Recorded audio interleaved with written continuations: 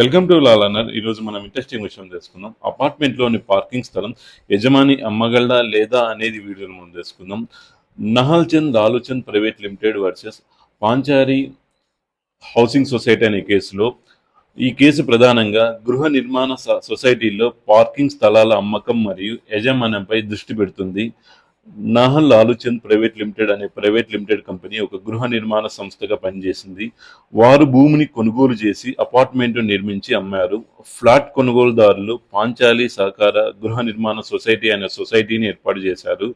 వివాదం ఏమిటంటే నాహల్ Chand Laluchand private limited సొసైటీకి చెందిన కొన్ని పార్కింగ్ స్థలాలను విక్రయించే హక్కును కలిగి ఉందని వాదించింది. సొసైటీ ఈ వాదనకు తిరస్కరించింది. న్యాయస్థానం తీర్పు ఏం చెప్పిందంటే సుప్రీంకోర్టు ఈ కేసులో తీర్పు ఇచ్చింది. తీర్పు ప్రకారం గృహ నిర్మాణ సొసైటీల్లో పార్కింగ్ స్థలాలు సాధారణ సౌకర్యాలుగా పరిగణించబడతాయి మరియు అన్ని నివాసితులకు సమానంగా అందుబాటులో ఉండాలి. సొసైటీకి చెందిన పార్కింగ్ స్థలాలను ప్రమోటర్లు విక్రయించే హక్కు లేదు. ఈ కేసు గృహ నిర్మాణ సొసైటీల్లో పార్కింగ్ స్థలాల యాజమాన్యం మరియు వినియోగంపై స్పష్టమైన చట్టపరమైన చట్టాన్ని ఏర్పాటు చేసింది.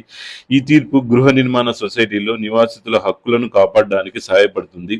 ఇంకా ఇటువంటి అంశాల కోసం please subscribe my channel. Thank you for watching video. జై హింద్.